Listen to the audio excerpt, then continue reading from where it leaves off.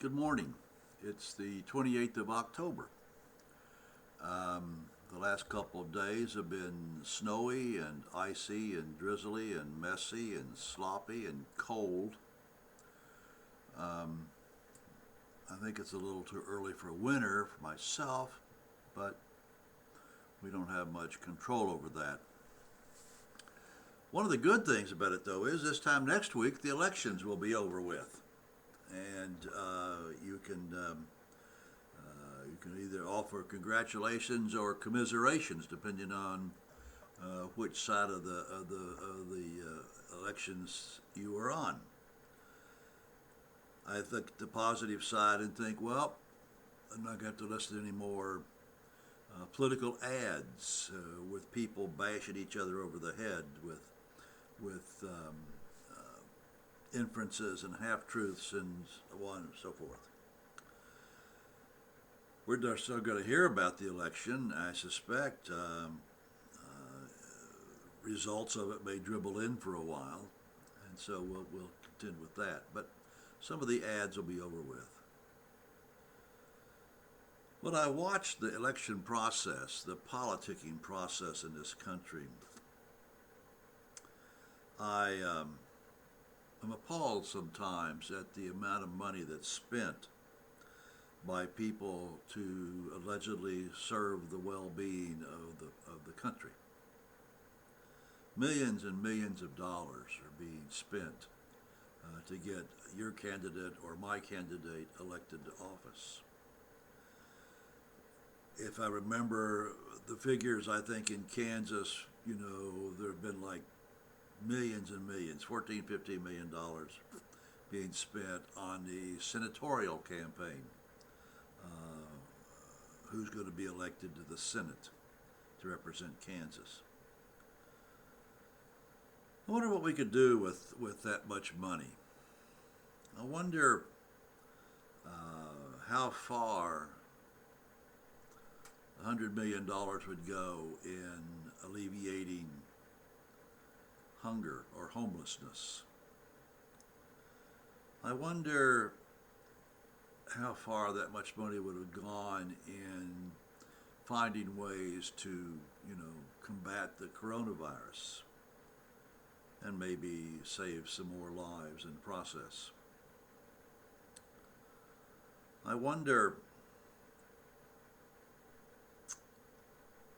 I just wonder, what if? What if? This Sunday is All Saints Sunday. And while I'm thinking about it, while we had originally talked about having a service outdoors, I think we're going to have it indoors just because it's going to be on the chilly side. But after the service, those who wish to join me, we will march out back and bless the new sign on the back parking lot after that. But I think the Feast of All Saints brings up the question of what's a saint? What's a saint look like? How does a saint act? We know historically, at least in the Roman Catholic Church, there are criteria for people being considered to be saints. They had to do great works. They had to influence the world around them in some ways. They had to work several miracles, if I understand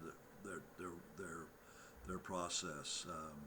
They have to have been dead for X number of years, and so it's not an easy process to become a saint in the Catholic Church. The Episcopal Church doesn't declare saints the same way the Roman Church does. We have no process to say that someone is a saint or not a saint. And as far as I know, the Anglican Church or the Episcopal Church has never officially sainted anyone. We, of course, have people in our pews and in our pulpits who sometimes seem to be saintly, and may be, but we don't have an official designation for that. St. Paul, in his letters, refers to all Christians as saints. And so maybe that can be a bit comforting, but maybe it can be a bit overwhelming as well. If Paul thinks I'm a saint, what do I need to do to live into that? What does a saint look like? How do they act? What do they say? I don't know. This Sunday, you'll hear in the gospel part of the Sermon on the Mountain, the Beatitudes. Blessed are the poor in spirit, blessed are the peacemakers, blessed are a lot of those people. And I wonder if in that Sermon on the Mount we don't have some allusions to sainthood.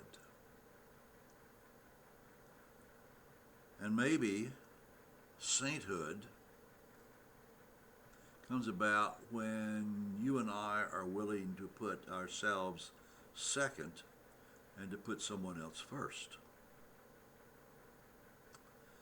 Maybe sainthood is wrapped up in you and I not being the center of attention, but maybe going about doing our work as Christian men and women in very quiet, maybe behind the scenes ways. Not letting the left hand know what the right hand is doing, if you will. Or as Jesus says in the gospel on Ash Wednesday, do your works quietly. They don't need to be seen by the world, just by your Heavenly Father. Maybe to be a saint means to be a peacemaker, to try to find common ground for people or groups who are at odds with one another. Maybe being a peacemaker is being a lover, of searching for that which has value in other people, and helping people discover for themselves why they are valuable and important.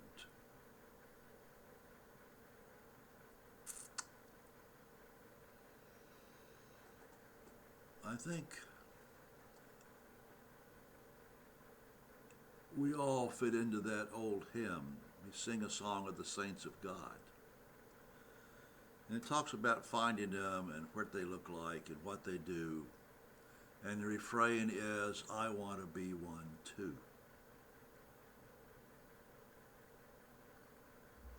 Well, maybe to be a saint, you need to start acting like a saint, whatever that may look like. To be a saint maybe is to try to see the world through the eyes of God. And when you look through the eyes of God, you will never see another human being that God does not love.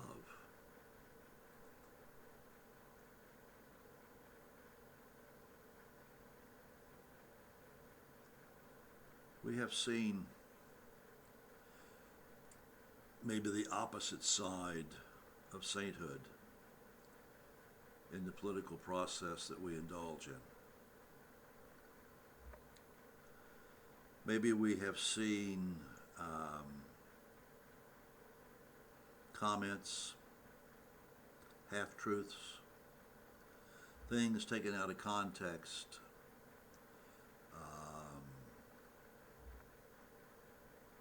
rumors, all of that.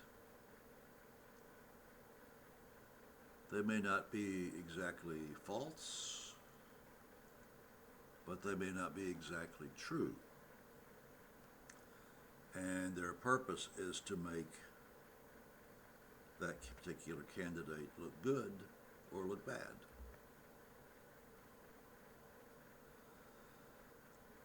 I'm not sure that's what Christians do. I'm not sure that's what saints do. So as we approach All Saints' Day on Sunday,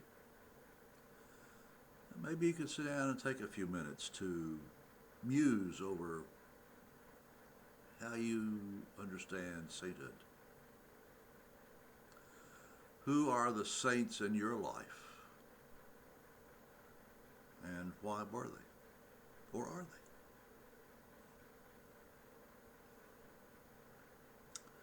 Maybe reflect on the Sermon on the Mount,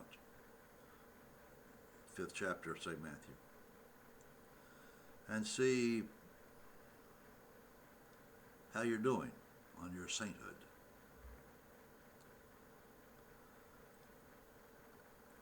We all want to be saints, I think. Maybe it's just beginning to act like it. Anyway, I hope you have a great day. Hope the weather gets better. And I hope you'll see you Sunday in church. Bye-bye.